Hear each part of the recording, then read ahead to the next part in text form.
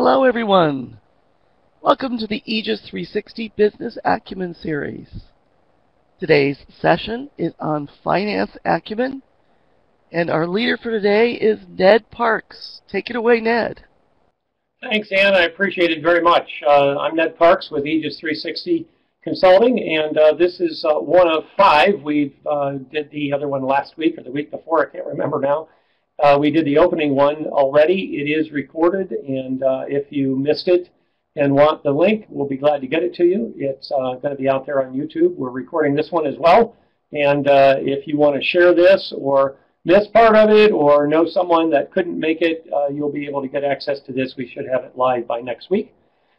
Today is on finance acumen, and then in September we're going to be talking about training acumen, in October innovation, and in December hiring and recruiting. And then we're going to continue this series into next year as well.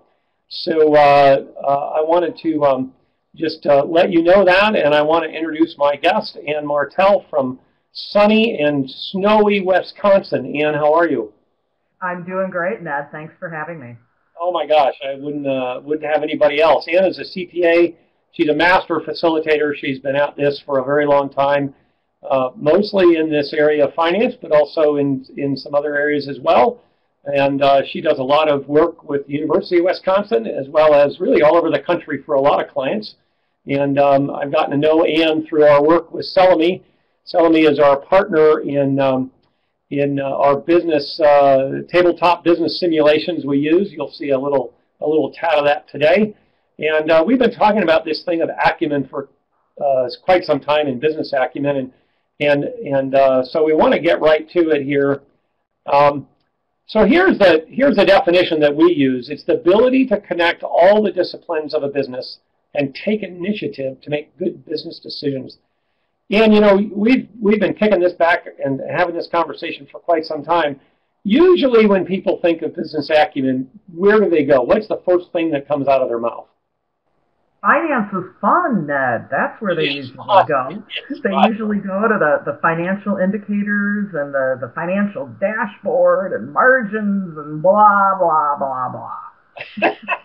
And one of the reasons that we find that they go there is that is our grade report card. That is our report card for how we decide that the business or the unit or the budget or, you know, whatever it could be. It could be a whole business. It could be the budget within your department. But that's how we kind of make a lot of our determinations that we're doing a good job or we're not doing a good job or where we need to change or where we need to do any of these other things. But the problem is that when they think of it in this single dimension, kind of in a silo, they tend to do it at the expense of quite a few other things, don't they? Oh, absolutely. You know, I mean, I've seen with many, many of my clients where, you know, if you're thinking about customer service, for example, and you are working for an organization that perhaps doesn't have great customer service, doesn't retain their customers, eventually you will see that impact on the performance, the financial performance of the company.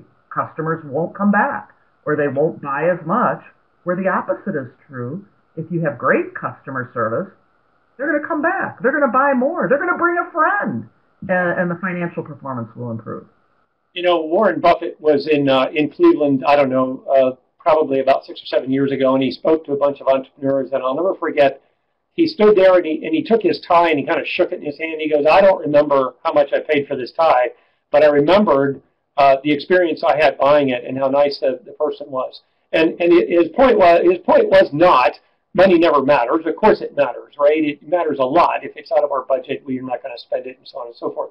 But that value for the money, I think, is something we don't talk about enough. So that's one of the reasons that we've gone through this. And let me share with you the model that we're using here. And that model is that we have really 9 different areas of acumen. And they are finance and organizational culture, their employee training, human resources, business strategy, marketing and sales, product and service delivery, leadership development, and then innovation. And today we're going to talk about that finance piece, and then we're going to talk about some of the others, and we'll eventually get our way through the whole thing. And we're developing this into a certificate of business acumen that you'll be able to start learning a lot more about in the coming months. But let's get started on what we're talking about today, which is money, finance, financial levers, and everything else. And we think it's important that every business understand, or every person in the business understanding the levers that they pull. And could you talk about levers, and doesn't everybody pull every lever, or do some people only pull certain levers? And talk about that a little bit. That's how you get leverage, Ned. Okay, bad accounting joke. Sorry. But Ned, you're true. You know, one of the simulations that I love to do is called apples and oranges, and I think it really gets to the crux of the matter of how do you compare apples and oranges. And it's one of the reasons when we do talk about business acumen that we always go to finance right away, because it's the universal language. It's assigning the numbers, it's assigning the scores that help us compare ourselves, compare those apples to oranges, where you think, where do I fit in? What lever do I push? Whether you're selling hot dogs on the street of New York or you're the CEO of Microsoft, it's a universal language that business people can use to talk to one another. And anybody in any place in the organization has an impact on that. So understanding where you fit in and the task that you're doing today. I'm putting this bolt on this big piece of steel that's ultimately going to become a car. You know, if you don't see where you fit in, if that bolt doesn't get tightened, that you get distracted and the bolt isn't tightened, how does that impact the performance of your organization? You know, right. In smaller businesses, we see it. You know, we can make that connection a lot more easily.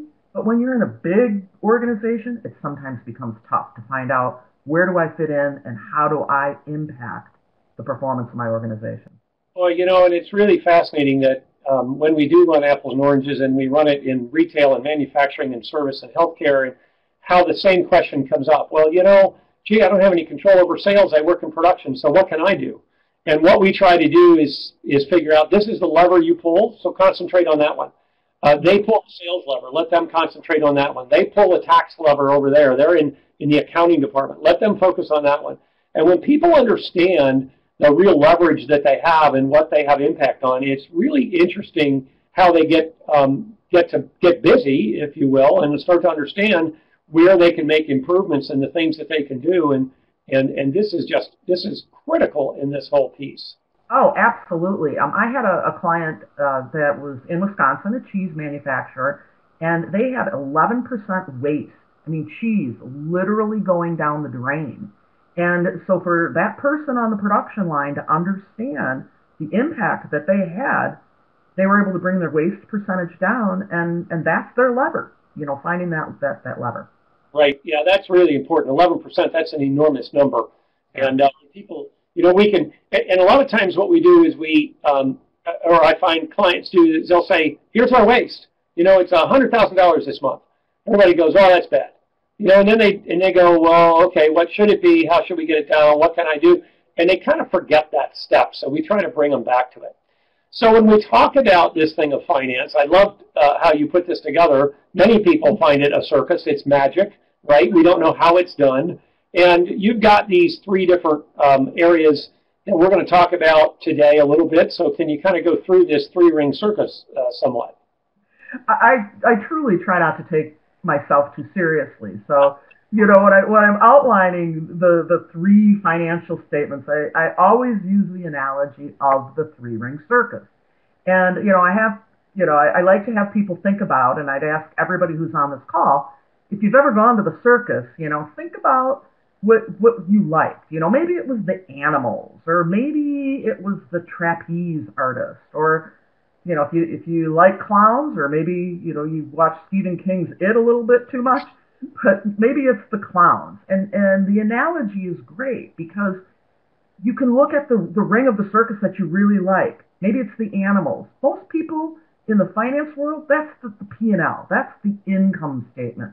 Because people love to look at that, and they like to, you know, maybe their bonus is based on that, and it's the one that's kind of easy to understand. But if you don't keep your eye on the other two rings of the three-ring circus, you can go to the bank and say, hey, I want a loan. And the bank says, well, it's the clown car. Your balance sheet isn't strong enough. Well, what do you mean my balance sheet isn't strong enough? I'm making a lot of profit. I should be able to borrow money. And finally, you focus on your balance sheet, and then you forget about that third ring of the circus, which is cash flow. I liken that to the tightrope walker. Am I going to have enough cash to meet payroll? I'm profitable. Why am I short on cash? And all three of these rings intersect. And as business people, wherever you are in the organization, you may not have that lever that really directly impacts everything, but you've got a lever that impacts expenses in your organization, or cash, or customers, which may show up on a part of your balance sheet that we're going to explore in a little bit. So it definitely is a intertwined, integrated three-ring circus. Got to keep your eye on everything. And somebody just chatted into the discussion area, hey, where does the income statement fit in? And I wanted to then bring up the fact that profit and loss statement has several different names, doesn't it? And the income statement is one of them. What are some of the other names that companies call it out there? So it can be the income statement. It can be the P&L, the profit and loss statement. It can be statement of earnings. It can be statement of activities. It can be statement of comprehensive earnings.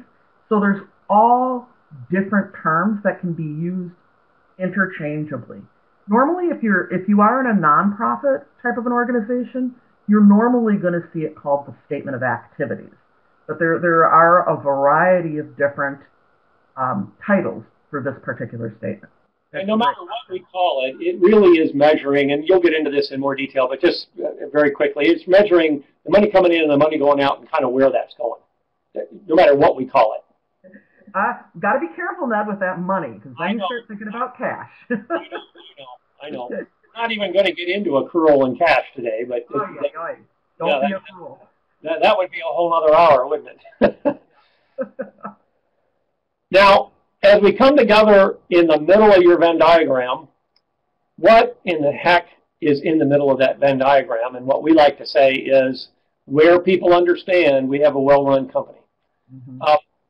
We hear a lot of times and I encourage everybody to do this, pick any public company, it doesn't matter to me what it is, and find their earnings statement call, which is open to the public because we're a public company.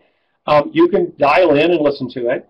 And you'll hear them sometimes talk about, or you'll hear analysts will talk about, this company has a strong P&L and a weak balance sheet, or their cash flow is not good, but their margins are great. And this is what Ann is talking about and kind of where these things are. And what we want them to do is to have that place in the middle, so we're not separating them out.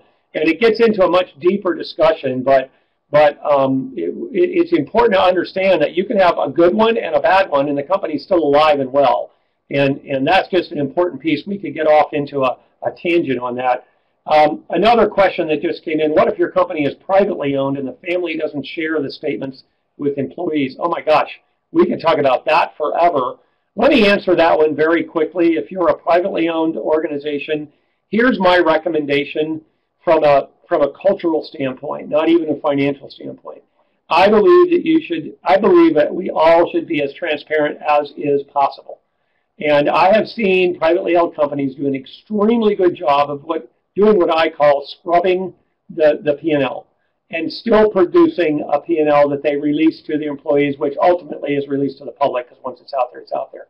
But there are certain things that you can do. You can talk about top-line earnings. You can talk about some other things. I realize that you might not want competition to get some of that information. There are ways to do that, and to do it very well, that you can give those numbers out and people can understand. So you don't have to release it as you develop it, because that may have probably does have an enormous amount of confidential information in it. But there are ways to scrub it. It's going to be a little different for everybody, but in a very short answer, there's ways you should and can and should do that. So let me kind of move on, and Ann, you're going to talk about these a little bit different, and I've added a couple of images here to kind of help people make a connection. So let's talk about the profit and loss, the story of the operations. I love how you call it the story. Talk a little bit, just give us the real down and dirty on what in the heck is a profit and loss statement, and then we'll be able to compare that to the other two. Okay, so profit and loss, again, could be the income statement, could be the statement of activities, goes by a couple different names. But as Ned said, it's basically telling the story of what happened in your business for a period of time, whether it's a month, it could be a quarter, it could be a year. And also, usually the P&L or the income statement, it's looking at that story for this year, and then it usually compares it to something. It compares it maybe to last year or to a budget. So what the story tells is the operations of the business. And that's why it's probably the most understandable of the three financial statements, because you usually know what your business does. You know, I'm a bakery. I sell muffins and cookies and breads. I'm a training company. I hold training sessions for people to attend. I'm General Motors. I make cars. I make transportation vehicles. So you kind of know what your company does, and the profit and loss statement tells you, well, how much revenue did you generate? What did you sell? What did you sell from a product perspective, and how much did you generate from doing that, from a revenue perspective? And then you look at all the different expenses, the things that you had to do to operate your business.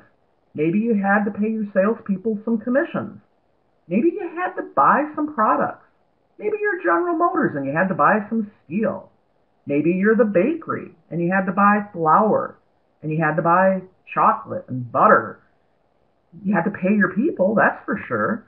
Maybe you paid your utility bill. So all the P&L, all it does is it's telling you and classifying for you in a fairly standard format, what are the results of the operations of your business? What did we do over this last month, quarter, year? And to some degree, how does it compare to my budget or to last year? So it really is like the image there of the movie. It is like watching a movie. From the beginning to the end, this is all the stuff that happened. At the end of the movie, the good guy gets the bad guy, or the bad guy gets the good guy. That would be the profit or the loss or the whatever. Well, let's go over here to the balance sheet. Now we're using a camera, so it's a little different, isn't it? Absolutely, Ned. A balance sheet where the income statement or the P&L, that's the narrative of the operations. The balance sheet is like the pictures. It's a snapshot. It's always referred to as a snapshot in time. And the balance sheet, while it doesn't have as many alternate names as a P&L or an income statement, it's usually called the balance sheet or the statement of financial position. So it's looking at what position is your company in. And it's like taking a snapshot. Just if somebody took a snapshot of our screen right now, my mouth is moving, my head is moving because I can't keep still, you're scratching your ear. And 5 minutes from now, our positions might be different. So the balance sheet is looking at an organization and it's saying, what position are they in? And we're going to explore this a little bit more in one of the future slides. But what that means, what position? It's basically looking at what does a company have? What does an organization have? Things like that are called assets. What do I have? Think about your own personal balance sheet. I might have a car. I might have a house. I might have a 401k plan. I might have cash in the bank. Businesses are the same way. And then, you might have some debts. You might have a mortgage. You might have a car loan. Businesses are the same way. And then your net worth. What's left over? That's what we mean when we're looking at position. We're talking about what does a company have? Who do they owe from a debt perspective? And then what's left over for the owners of the company? One of the things when I teach this in apples and oranges, one of the things I like to point out is 1 second before I hit the print button and 1 second after, I can make the balance sheet look vastly different. Absolutely. And that normally people then get the snapshot. They go, oh, I get it now. Well, let's go on to the last one, which is my personal favorite. There's a lot of sarcasm in that, let me tell you. the cash flow statement of or the checkbook of the business. So talk a little bit about the cash flow statement. The cash flow statement is a summary for an organization of what's going on in their checkbook. Is cash coming in? Is cash going out? When is it coming in? When is it going out? The statement, like the balance sheet, it's kind of a snapshot in time, but it does tell a story similar to the profit and loss. So that's why it's kind of the third ring of the circus that holds everything together and ties everything together. Too often we get focused on what's my cash balance. You know, if you think about your own personal finance, you go to the ATM machine and you put your card in, your debit card in, and do I have a balance? Do I have cash to take some money out? Whereas it's a little bit more complex than that, both for your own personal reasons, but also for a business. You got to know when your cash is coming in, where is it going out? You know, what are you spending cash on? And for a business, they could have thousands and thousands and thousands of transactions in their checkbook. So the cash flow statement just simply summarizes that for a reader. I just had a question come in the discussion area. Does every company have to do these statements, and will they always look the same? Yes, and of course they always look exactly the same. I say that very facetiously. There are some rules. They're called generally accepted accounting rules that a company, when it's publicly traded, that means it's trading on a stock exchange like a NASDAQ or a New York Stock Exchange, they have to follow some general rules of what they look like. And yes, all three of these statements need to be prepared. If you're like a family-run company that we were talking about earlier, you don't necessarily have to do all three of these. But I'll tell you this, if you want to go to the bank and get a loan, you better have them all three prepared because the bank's going to want to see them. Yep. And do they have to be the exact same format? There's a basic guideline that you follow. For example, on the income statement, you start with revenue and you end with bottom line net profit. You know, the balance sheet has a little bit of a format, but there is an art to it. It's not an exact science. Okay, thank you.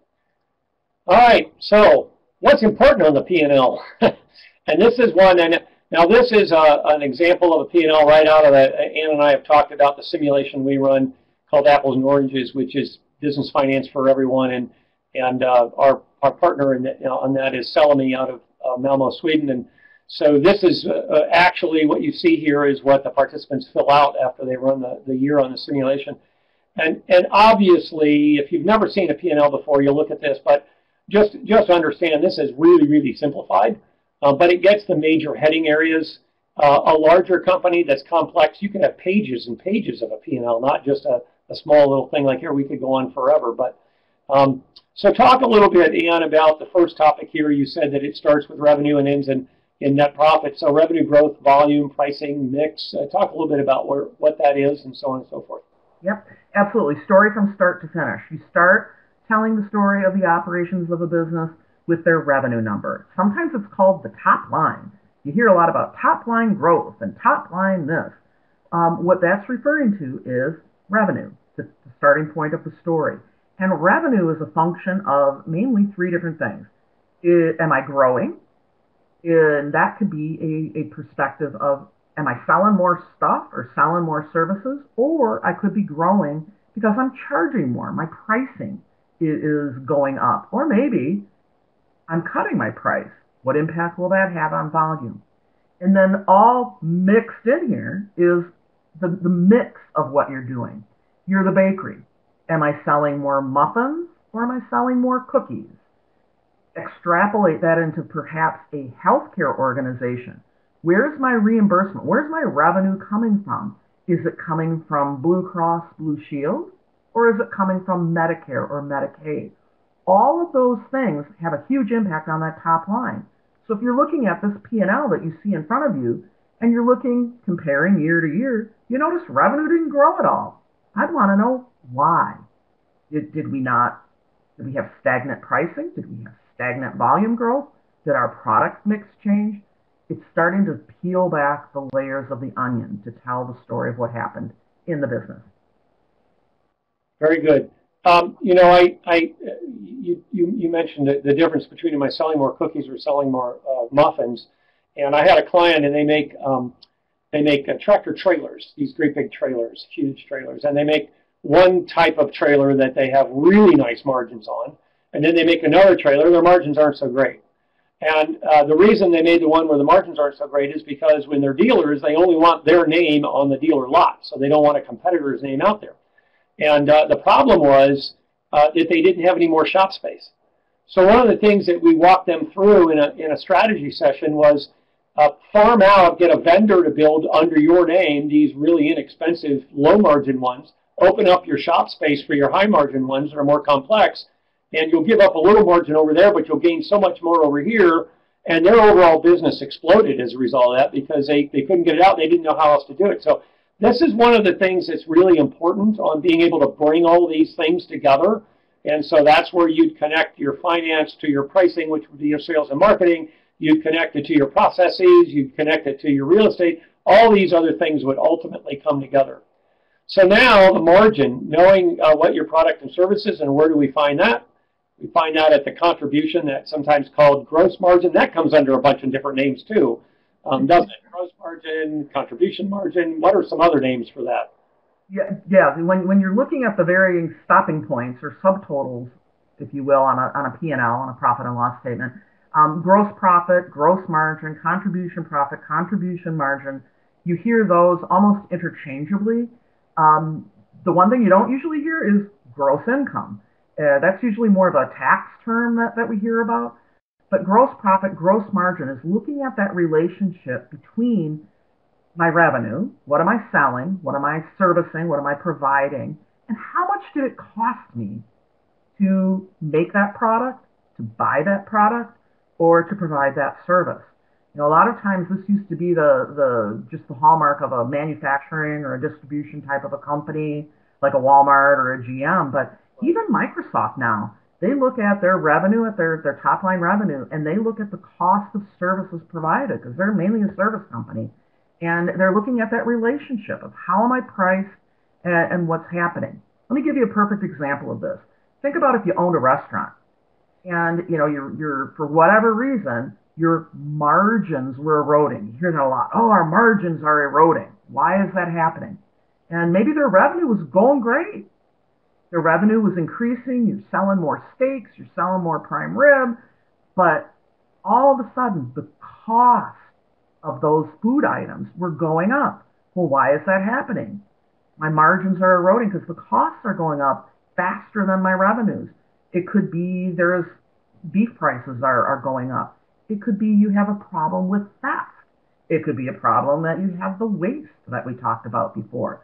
So this relationship between the revenue, that top line, and the cost of your product or your service, and then ultimately that margin, tells a big piece about the operations of your organization. It's where, a lot of times that's your first focus point to understand how your company's operating.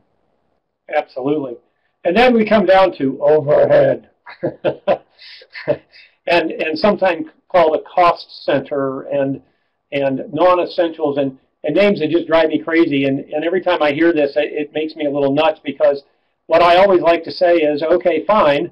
If you think that marketing and sales is important and it's an expense you shouldn't have, then stop doing it and see how long you last, right? If you think it's not important to have, your HR department making sure that you're not doing things that'll get you sued, that's fine. Stop it and see how, where you start to get pulled away. But we do think about it and we do talk about it. So talk a little bit about the stuff we find there instead of maybe the way we attack it. What's kind of the stuff that's there that's not up there in that cost of goods sold?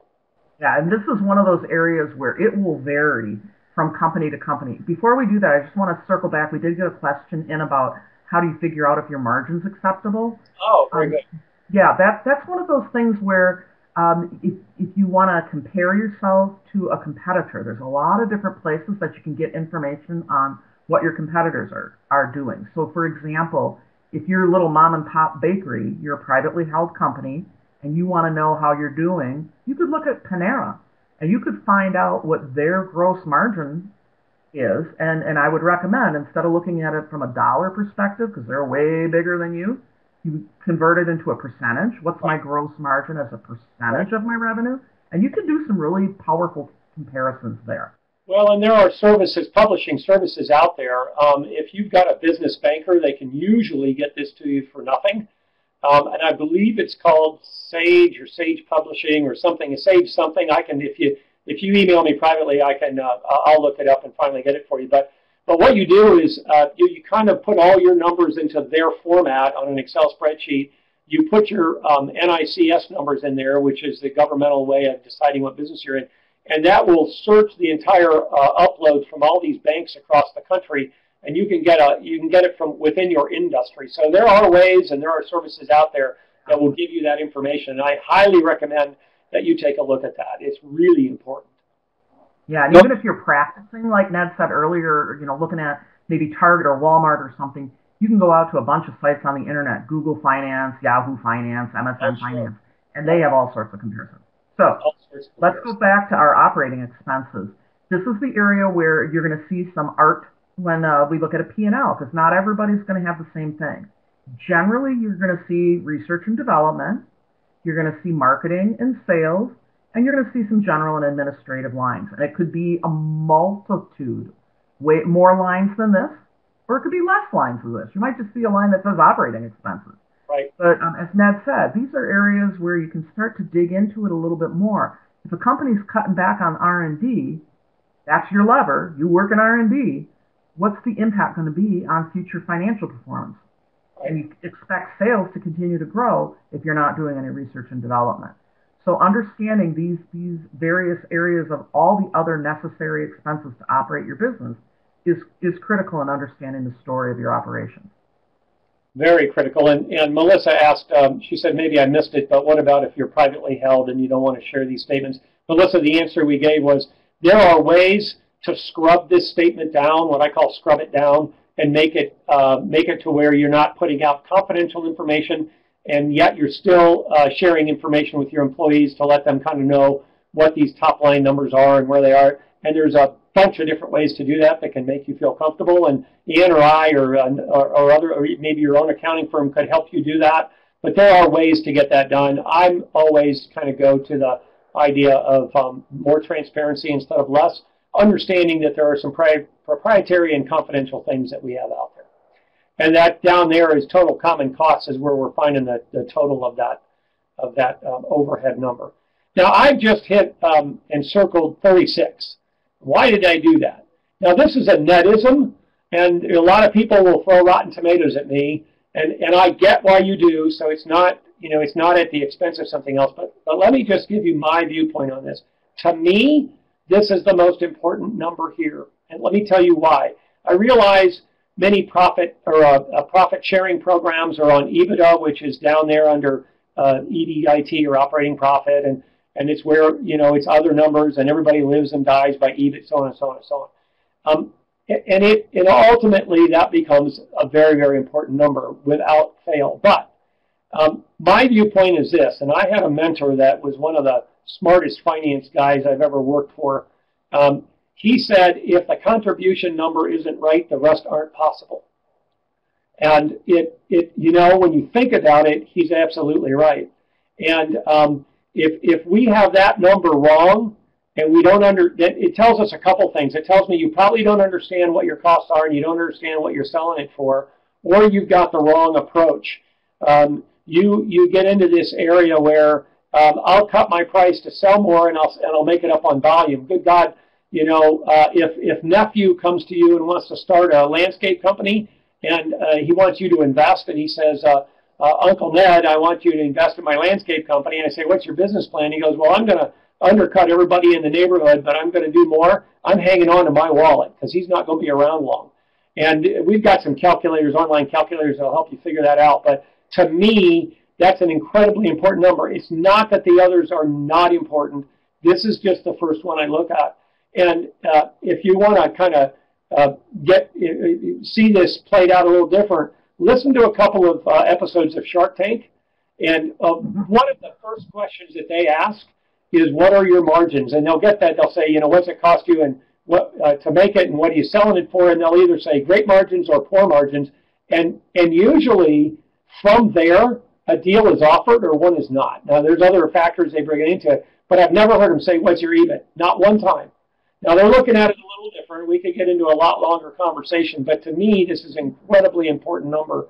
And by the way, I know that many of you have sat in meetings and you've argued over how much time does the engineer spend up front in R&D and how much do they spend in the back on manufacturing. And they're trying to figure out where their payroll is going to go. Maybe 50% is going to go in overhead and 50% is cost of goods. And all of you have said, oh my gosh, that's ridiculous. The net profit's not going to change. And the problem with that statement is that's true. It's not going to change. That's why it's a dangerous statement to make. What we're trying to do is figure out exactly where are we expending our energies so we can make really good business decisions. And can I add to that, Ned, really quick before we move on to balance sheet? The focus on top line growth versus bottom line growth. I had a client once where they were totally focused on that revenue line. Grow, grow, grow, grow, grow. And it was a diagnostic testing company, and they were pushing product sales out before the products had been fully vetted, and they took such a hit down in customer service and quality costs and everything, and their reputation totally went in the tank, and it pretty much killed them. That focus on top line growth. Yeah, revenue was growing 30, 40, 50%, but man, their operations really took a hit. Wes just had a question. Do you recommend a contribution percent compared to sales as good? Oh my gosh, yes. In fact, if you go in or look online or go to Investopedia, which I find to be a fabulous place to go get answers to a lot of this stuff. But even in QuickBooks for smaller businesses, you can click a button and it will convert your, it'll add a column and make your P&L statement what they call a common statement, which it does everything then by percentages. You can do the same thing on an Excel spreadsheet. I will tell you, although I didn't give you an example of it here because it just gets too much for an hour, but I will tell you I always look at a P&L from a percentage standpoint, no matter whether I'm comparing it to you, another company, or to my operations from last month or last year. To me, it's really the only thing that really tells us the story. The dollars are easy to figure out, but the percentage to me is everything. And to add to that for Wes, it's going to depend on your business. Right. Some companies, some businesses will have way different contribution margins as a percentage than others. You know, your grocery stores operate on very, very narrow margins, whereas like a Microsoft would have a much higher margin. So I tell you, try to find a competitor or try to find a similar, your industry and look at examples there. Yeah, that's absolutely incredibly important to figure that out. So let's talk about that balance sheet. We talked a little bit about that. It's a snapshot in time. And as we see here, you have this thing up top called assets and the thing at the bottom called liabilities and equity. So, Ann, talk about the assets just a little bit. Okay. As I said, think about your own personal balance sheet. What do you have? And in a business, when you're looking at a balance sheet that's in the United States, a little bit different from international standards, but in the United States, you always start with cash. And the reason being, you're always starting with your most liquid asset. What is cash or as close to cash as you can get? And a lot of times when you're looking at a balance sheet and you're looking at the asset section of the balance sheet, you start with cash and then you're looking at things that are going to be cash pretty quick. You'll see the subtotal current assets. That means what's cash or going to be cash within a year. So things like accounts receivable, where your customers owe you money. Inventory. Hopefully, if you're a company that makes or buys stuff and resells it, you're going to have inventory that's not going to sit on your shelves for more than a year. It's going to convert into revenue and hopefully come into the doors in the form of cash within a year. And then you work your way down in the asset section of things that, they're not quite as liquid. These are called long-term assets. Most people are real familiar with property, and plant, and equipment, and land. Those are all examples of long-term or fixed assets. You have some other things, too. Companies sometimes invest in other companies. They buy the stocks and bonds, just like you do, of other companies. We could spend all day on goodwill, so I'll just touch on it, that it shows up in the asset section of the balance sheet. But we won't go into that, or we'll be going until 4 o'clock today. Good Lord, that's a whole other study here. Go ahead, yeah. But assets are basically what do you have? What's the business have in those assets? You're using them in your business to help you generate revenue, to help you generate those profits and losses. In a nonprofit, one thing that I get a question of a lot is, well, who cares about a profit and loss statement in a nonprofit? You still do care, sometimes called a statement of activities, but you still want to have a margin because you're still going to have to operate the business. Maybe your goal isn't to make a profit, but you still need to have a margin or something to help you operate the business and to have some assets on a balance sheet that help you generate and produce your activities, whether you're a senior living community, whether you're an association. Those are things that are important, and that balance sheet helps you start to think, what do I have of value that I'm using in my business to help me operate? And here's the other question sometimes we need to ask, what do I have on my balance sheet that is of no value to me? And I'm sorry, I didn't catch that last part. What do we have on our balance sheet that is of no value to me? Maybe there's some things we need to get rid of. I always, when I first learned this, the way I kind of think about it is total current assets is stuff that is either already cash or I want to make it cash fast. And long-term assets, or total fixed, whichever you want to call it, I don't want to make them cash. And the example I use, if I make screws and I have this machine and I sell the machine, how do I make the screws? So I don't want to turn the machine into cash. I want the machine to make the inventory that I turn into cash. So that's kind of a very oversimplified way I think of it. But I then need to go through there and look and say, well, I haven't used that machine in a year. Maybe I should turn that one into cash because I'm not using it anyway. It's just sucking up floor space. It's tying up money. Why do I have it on the balance sheet? Why is that on the balance sheet? It shouldn't be there because I'm not using it. So, yeah. Okay. Normally we think of the balance sheet that assets are great. We should have more assets, more assets, more assets.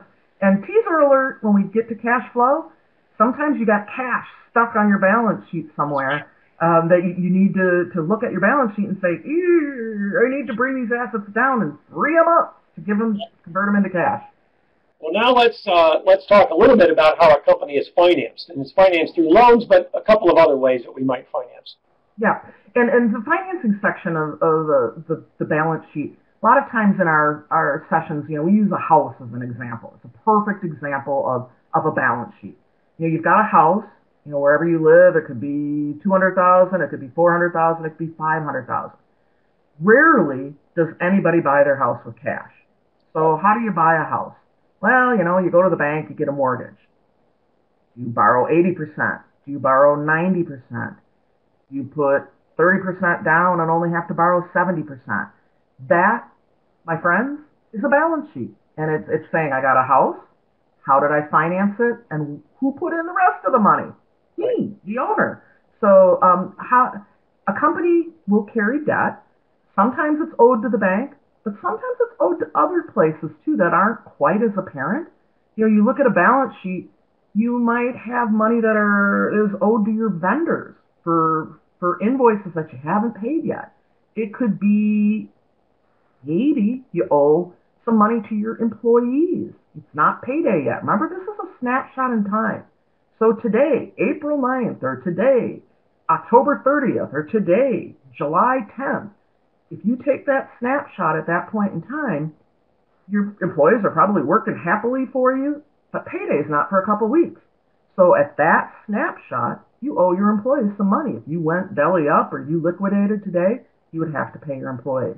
Right. So understanding what those liabilities are made up of, and you'll notice, just like assets, there's a subtotal that's called current liabilities.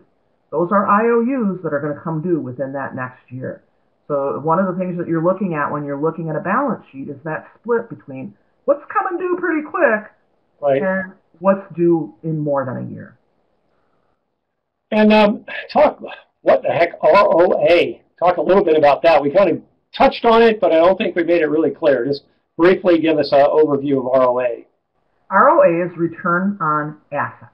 Return on assets is looking at what type of profit or what type of income are you generating on the assets that you have invested in your business. Just as if I gave you $1 million, Ned, and you said, hey, I'm going to Vegas, right, I might rethink that. Right. You know, I want somebody who's going to take that million and generate more money. So Right. that's what return on assets is. It's looking at profit as a percentage of your assets. How much profit are you generating from your assets? And to talk about, to jump back to a small example I just gave, that machine over there we haven't used in a year. That's on the book as an asset, and we do the math against our income, and it's a lower number. If we get rid of that machine, that ROA goes up, and we want it to go up. So what we're really saying is here is do you have a number that really helps us understand, are you deploying your assets in such a way that they're making you money back? And again, we can go back to the same thing. We would measure ROA just like we did margins, like kind of industries. What are other people doing? There's some ways to go about understanding whether it's good or bad for your industry. I would not measure my ROA against a foundry. I'm not in the foundry business. That would their number would be vastly different. And banks are really good at figuring that kind of stuff out. And one question that we get a bunch, and that is, well, wait a minute. There's this thing of equity, and it's down there with the liabilities. And I always think that equity is good. I want good equity. I want equity high, but I want liabilities low. But you put them together, and that seems like putting garlic on my apple. It just doesn't fit. I love them both, but not together. So, can you talk about that just a little bit, please? Well, it makes perfect sense, and I'll go back because I'm a recovering accountant. Used to teach accounting in universities all over, and I used to torment my students. But so why, it's a balance sheet. Why does it have to balance? And they go into all these convoluted reasons of why a balance sheet needs to balance, and ultimately, it's because it's an equation. Sometimes you hear the term the accounting equation, and the balance sheet is the accounting equation. So think about an equation. I've got assets equals liabilities and equity. So the balance sheet is that snapshot that says, what do I have? How did I get it? Did I borrow it? Or did my owners put it in? If you started your own business, for example, I start my business today. I take $1,000 of my own money and I put it into my business bank account. I now have an asset. I have cash. Where did it come from? It came from me, the owner. Then I go and I borrow some money from the bank. I borrow $5,000 from the bank. I now have $6,000 in cash. I owe the bank $5,000 and I put $1,000 in. So the reason that you have equities and liabilities together is they're on that side of the equation that tells you, how did you get your assets? Did you borrow or did your owners invest in the business? That's what the balance sheet ultimately is telling you. And I had a mentor of mine explain it that way, and then also added this. He said, Ned, if you sell your house, what is going to come out of that? You sell it for $200,000. You have a mortgage for $100,000. $100,000 is owed back to you because it's almost like a liability of the house back to me. It's my equity, so I get to pull that back out. And that simplified the whole daggone thing for me. It's just like, oh, I get it. The other way I like to think about a balance sheet is it's roughly, this is rough now, a quality control check. It's almost like a quality control check on everything else. If it's out of balance, I've got a mistake somewhere. It might be in the P&L, it might be here, but I need to go start looking for the mistake someplace. There's something that's not where it should be, and so that makes me stop what I'm doing and say, okay, let me see where the mistake is, and maybe I pulled wrong information, maybe I got something wacky somewhere else. I got a great question here. Alex asked, is there an average ROA that people should expect from a certain type of asset? No, I would say not a certain type of asset. I've worked with businesses, and if you were to work for business A and you wanted to do a capital expenditure, so you wanted $500,000 for a piece of machinery, that business might say, we want an ROI, return on investment, of X. And that's just our standard, and that's just what we look for. And then a company right next door at 2 Elm Street, the first company was at 1 Elm Street, they might have a different. They might say, we want a ROA or ROI, depending upon which math they're doing, of 2 years instead of 1 year. So I guess the thing I would answer is, what's the standard for your company? How long are you willing to be without the cash, because you're spending money on it, and how fast do you want it to come back, and what are you trying to do to your balance sheet? And also, you could go back to that go back to that and kind of benchmark yourself against other like kind and just kind of see what's out there is probably the way I would look at that. And just a little bit more to add to that, because I know we're running a little short on time, but Ned just intertwined return on assets, return on investment. Return on assets is usually looked at from a more broader perspective. What's Right. the assets on my balance sheet? What's my operating income that I generate? Compare yourself to a target. Compare yourself to your competitors.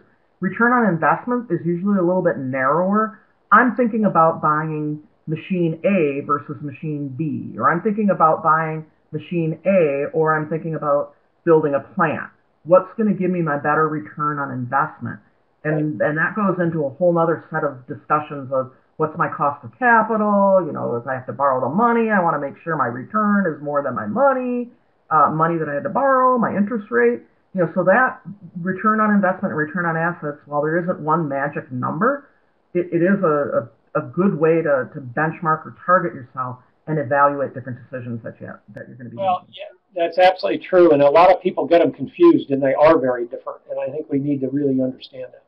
Mm-hmm. So, Ann, working capital, we are getting up on our time here. So quickly, working capital and predictor of cash flow? Yeah, working capital, as I said, when we were looking at the balance sheet, you've got those two subtotals, current assets and current liabilities. Working capital is simply looking at that relationship, current assets minus current liabilities. It's the cash or near cash that you've got tied up in your business in order to operate your business, in order to work. And a lot of companies, especially, Ned, I'm sure you can agree to this, smaller companies or companies that are going through rapid growth tend to get a lot of cash stuck in working capital. They got growing inventory or growing receivables. They're billing, but nobody's collecting. And all of a sudden their working capital gets really high and they start running short of cash. Yep. So working capital is a predictor of your cash flows, and it's looking at what's cash or going to be cash in a year versus what are my IOUs that are coming due in a year.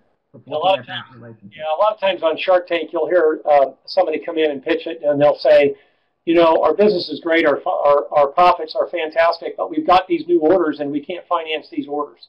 I don't have the money to buy the raw materials, go through the manufacturing process to even hand it to the customer, and then wait 30, 60, 90 days for them to pay me. I've got this gap of maybe 6 months by the time you add all of that together. And that's where you'll hear the sharks sometimes say, we'll always fund you against purchase orders. And what they're saying is, if I get a purchase order for $10,000 from really strong, like a Walmart or somebody like that, the shark says, I'll loan you that $10,000. The minute that money comes in, you pay me that back and you keep the overhead. So a lot of times I've known a couple of small businesses, they'll fund their own company that way with their own private money.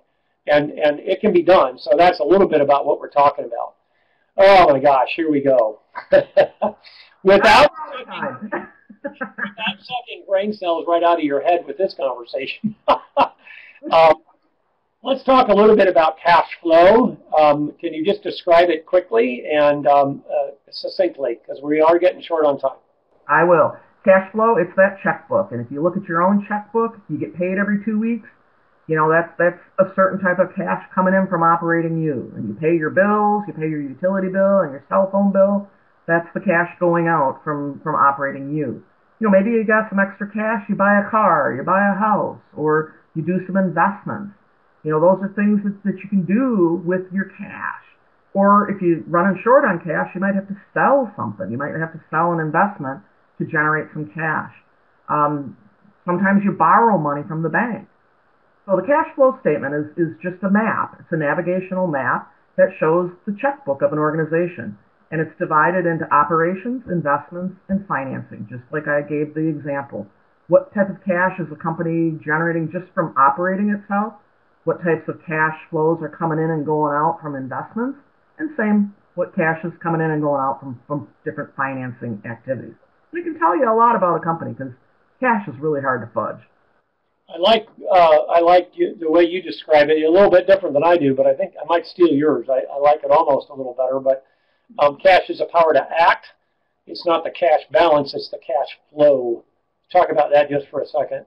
Yeah, a lot of times you get fixated on what's my cash balance, and it's not so much the balance, it's understanding the flow of cash in your organization.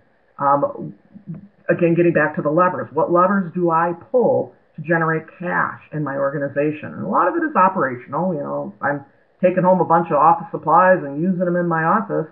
Ultimately, that's going to impact the cash expenses of my business. But understanding where does the cash come in, and especially timing.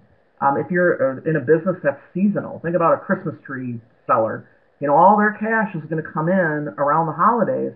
How do they manage that cash then for the rest of the year? And that's really important. And there's a question that just came in. How can you free up cash? Well, one of the things you got to know is, where might my cash be stuck? It might be stuck in that machine that Ned was talking about that they don't use anymore to make the screws and the bolts for their inventory. Well, if you can get rid of that, if you can sell one of those investments, you can free up some cash. Maybe it's inventory that's sitting on your shelf for 6 months before you sell it. Finding a way in your supply chain to improve the flow of inventory through your organization can free up cash. So, great question, but you gotta kind of look at your business and see where cash might be getting stuck. And I was working with a company several years ago, and they had they were strapped for cash. Their business was really strong, but boy, were they strapped for cash. And we were going through a lot of things and found that they had $14 million in inventory. And I said, have you gone? Is this all this inventory? How much of it is obsolete? And they kind of scratched their heads. They did some quick calculations. They said about $5 million on it. So I said, okay, how obsolete is it? Well, we've kind of written it off. It's for old machinery, so on and so forth. Occasionally we'll get a spare part order or something like that. So we worked up, and they did a sprint for 5 days through that inventory. They picked up the phone, and they began making phone calls to customers. Hey, I got a great deal for you on this spare part. For that, I'll take it. And they sold off almost $3 million of that $14 million in inventory in 5 days. And it was stuff that was collecting dust. And they were beside themselves. And they hadn't even thought about it. It just took an outsider to ask the question sometimes, is what's over there? Let's get it out of here. I always like to say that, and people say I'll never do this again, but, the chef's special is everything that's going to go bad tomorrow.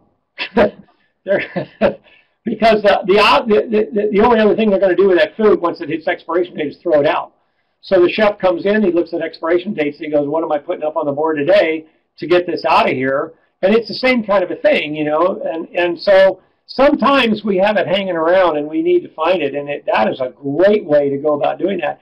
One of the other ways that we can do that sometimes is we can take it, and won't necessarily give us cash, so it won't help us that way, but we can donate it, and we can get a tax write-off. Now, there's no cash advantage to that early on, but there'll be a cash advantage when it comes time to pay the tax bill. But then we get it out, we get it off the floor, we get it out of there, and that has its own advantages. But profits and cash are the same, aren't they, Ann? No, they are not. They are definitely not. And there's a lot of things that go into why profits and cash are not the same thing. But since we're getting close on time, I'm just going to say it is a timing issue. There are different rules for how you present and tell your story on an income statement. Your checkbook tells a different story. Right. The one thing that we always teach in apples and oranges is profit is an opinion, cash is a fact. Yeah, and, you can do a lot of things to change your profit number, all legal, by the way, all accepted by everybody in the accounting world, but you can make it look different just by doing some things that are available for us. And very quickly, what is free cash flow? Because that's a number you hear or a term you hear all the time. Yeah, free cash flow, just in a very basic definition, it's looking at what type of cash a company generates from operations, and then subtracts out what are they spending on capital expenditures, things like property, plant, equipment, and then what's left over is called free cash flow. So how much cash do I have to pay dividends to my shareholders, or to pay down my debt, or to start a new advertising campaign? So free cash flow tells that story.